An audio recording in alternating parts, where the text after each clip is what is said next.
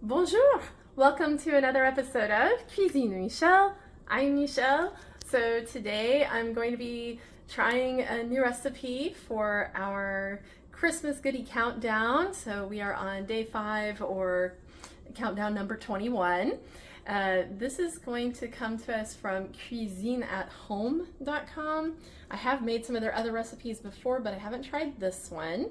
And this is vanilla bean caramels with fleur de sel. So to start off, we're going to be using a medium pan here over medium heat. And to that pan, I'm going to add 2 cups of heavy cream.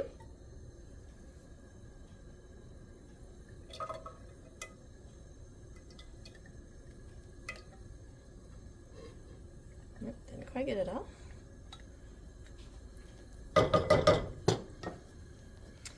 And a vanilla bean that I have opened up and scraped the seeds, so we're going to put both the vanilla pod and the seeds in here.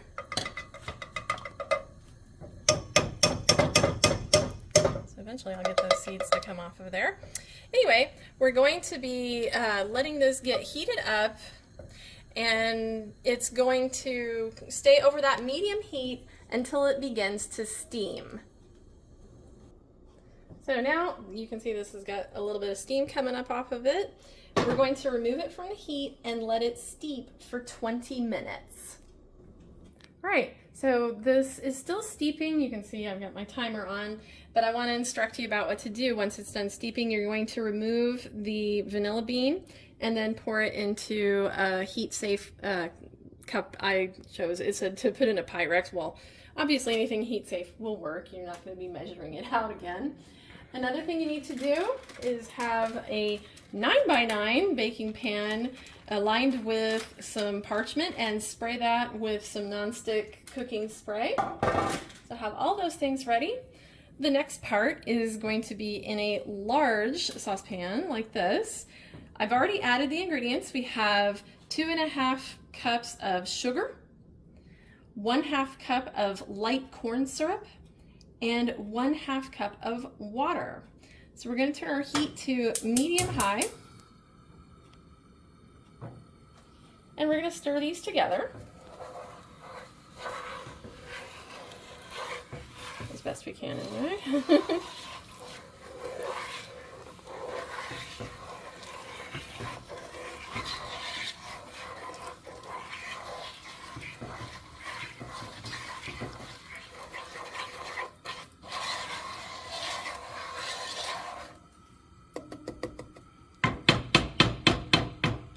So once you have stirred those, once you have stirred those together, then it says to take a pastry brush dipped in water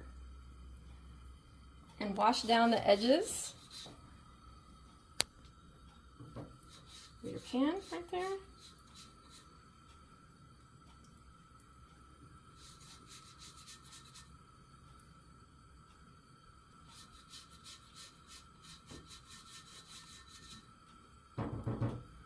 Right, after you do that, it's time to clip in your candy thermometer.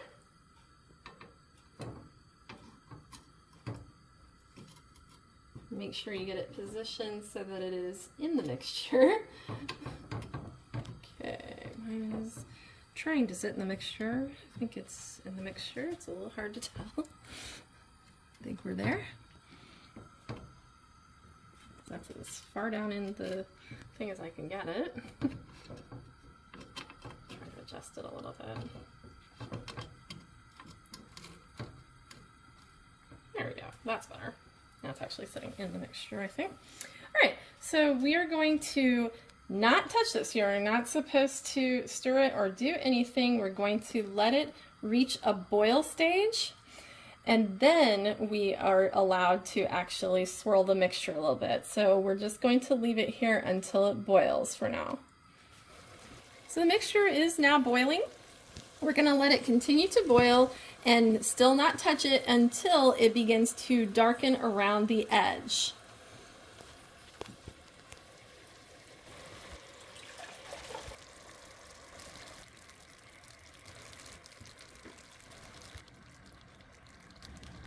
Right, so I don't know if this will show very well on here, but it is starting to darken in the mixture around the edges. So it says that at this point we're going to swirl it around to make sure that our caramelization has kind of evened out in there. And we're coming along pretty good.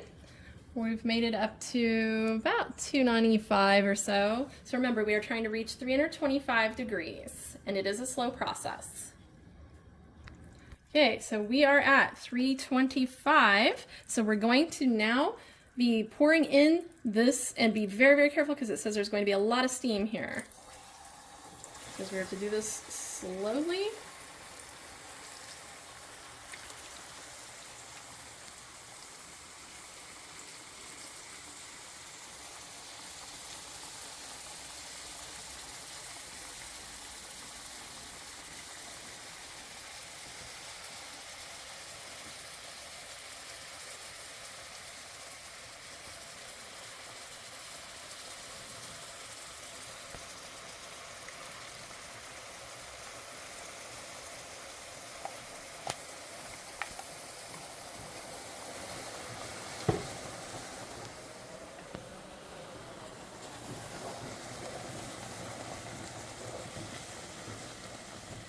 Okay.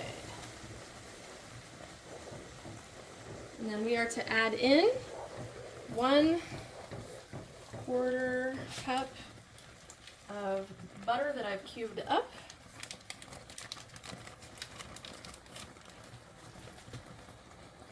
And 1/2 teaspoon of kosher salt.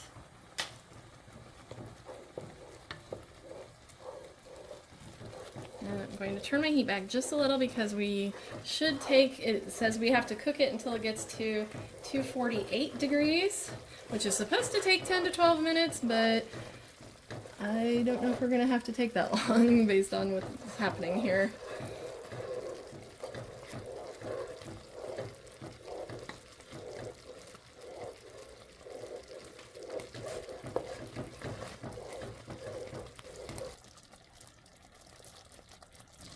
Okay, so we have now hit the 248 degrees. I have cut my heat. I'm going to remove my thermometer.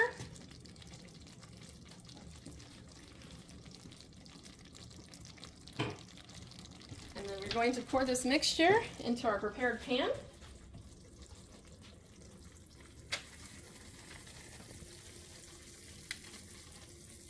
Sorry for the lack of decent lighting for that little part right there, but very hard to film and do that.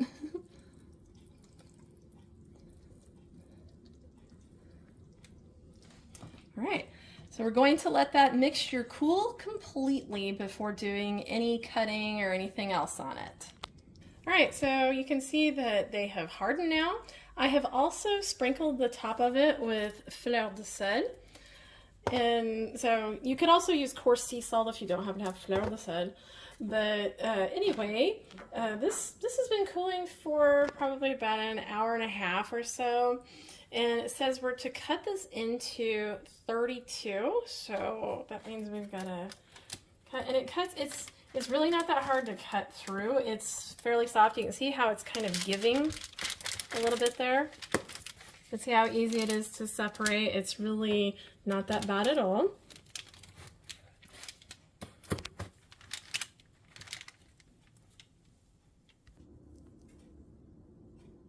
So here we are at final plating.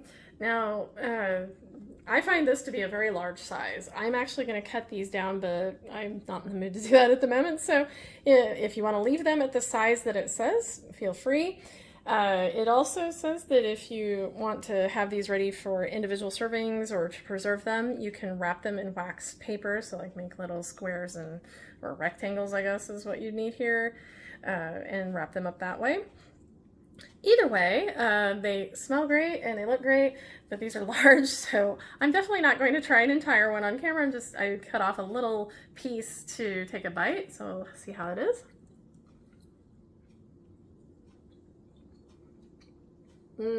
Oh my god, such good flavor. Okay, if you like caramels, these are awesome. These are perfectly, they're nice and soft, so they're not hard to bite into or anything. And they have a nice buttery flavor, even though you don't use that much butter in this recipe. I've seen a lot of other recipes for caramels that have a pretty good amount of butter in them, but these don't.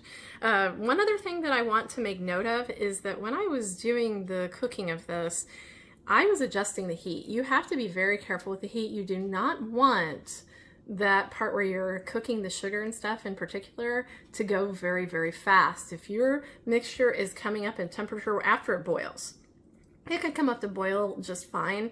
I probably had it closer to medium after it started to boil, just to make sure that it wouldn't, if you do it too fast, your mixture just will not caramelize correctly. You cannot rush candy, so be very patient as you make this. And of course, be very careful with the heat. Anyway, let me know if you try this and if you're able to make it come out correctly and things like that. So leave a comment. Also, be sure to like and share it with your friends, and most importantly, subscribe. Thank you to all of those who have been recently subscribing.